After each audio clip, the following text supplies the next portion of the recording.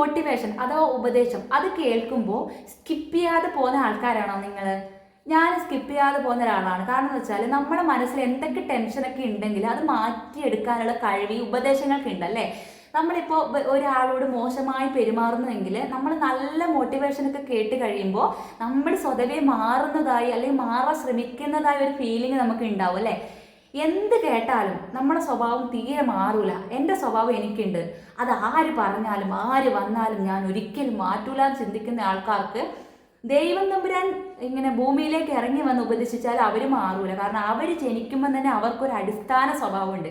അതെനിക്കായാലും ഞാൻ ജനിക്കുമ്പോൾ തന്നെ എനിക്കൊരു അടിസ്ഥാന സ്വഭാവമുണ്ട്. ആ സ്വഭാവം വിട്ട് കളിക്കാൻ ഞാൻ തയ്യാറല്ല എന്ന് ചിന്തിക്കുന്ന ആൾക്കാർക്ക് ഒരു മോട്ടിവേഷനും ഉപകാരപ്രദമാകൂല. കാരണം നമ്മൾ മറ്റുള്ളവരോട് നല്ല രീതിയിൽ പെരുമാറാൻ ആഗ്രഹിക്കുന്ന ഒരാളാണെങ്കിൽ ഉറപ്പായും നമ്മളത് കേൾക്കാൻ തയ്യാറാവും, മനസ്സ് മാറും.